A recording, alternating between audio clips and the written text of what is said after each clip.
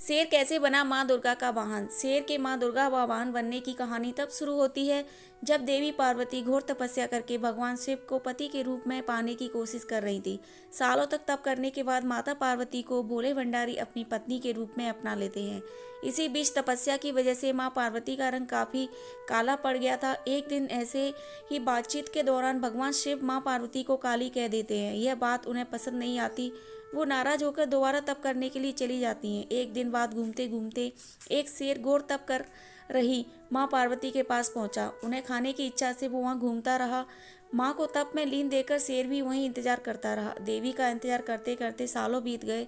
शेर माँ पार्वती के तेज की वजह से उनके पास नहीं पहुंच पाता था। कोशिश करता और असफलता हाथ लगने पर दोबारा लौटकर कोने में बैठ जाता। होते होते कई साल बीत गए। माँ के तप से खुश होकर भगवान शिव प्रकट हुए और माँ से मनचाहा वर मांगने को कहा। देवी पार्वती अपना गोरा रंग वापस चाहती हैं। भगवान ने आशीर्वाद दिया और वहाँ से चले गए।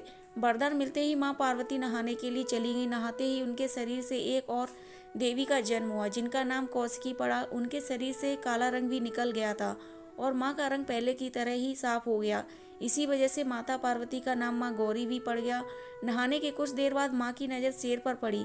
शेर को देखते ही उन्होंने भगवान शिव को याद किया और शेर के लिए भी वरदान मांगा। माता पार्वती ने भगवान से कहा, हे नाथ, यह शेर सालों से मुझे भोजन के रूप में ग्रहण करने के लिए इंतजार कर रहा था।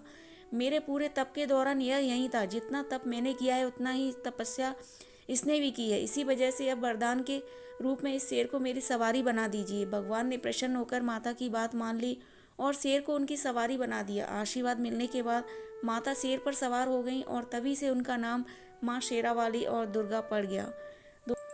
दोस्तों, माँ शेरावाली की कहानी कैसी लगी कमेंट करके ज़रूर बताइएगा। अच्छी लगी हो तो वीडियो को लाइक शेयर एंड सब्सक्राइब करिएगा। धन्यवाद।